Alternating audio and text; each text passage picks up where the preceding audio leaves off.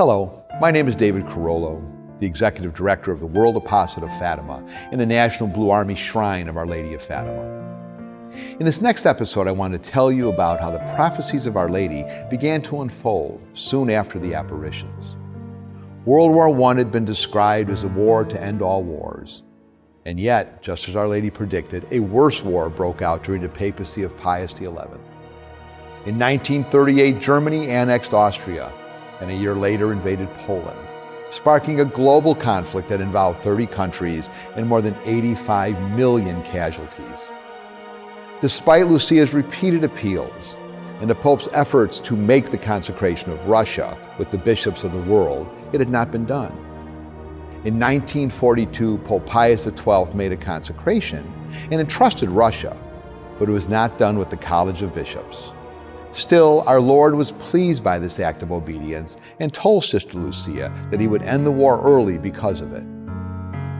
Subsequent papal consecrations also did not fulfill the request as heaven had asked. When Pope John Paul II was elected in 1978, Sister Lucia took special note of this particular pope because he was from behind the Iron Curtain, Poland. Sister Lucia had great hope that this pope might be especially chosen by the Blessed Mother.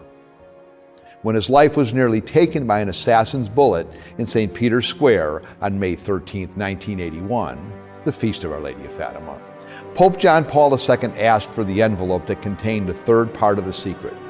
He recognized himself in this secret, but more importantly, he recognized the Church represented by the Holy Father, making its way to the cross.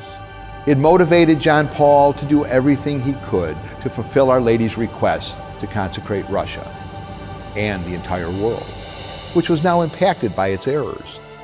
He said the consecration in spiritual union with the bishops of the world on March 25, 1984. In this prayer of entrustment, he said, "The power of this consecration lasts for all time and embraces all individuals, people, and nations. It overcomes every evil that the spirit of darkness is able to awaken and has in fact awakened in our times, in the heart of men and in his history."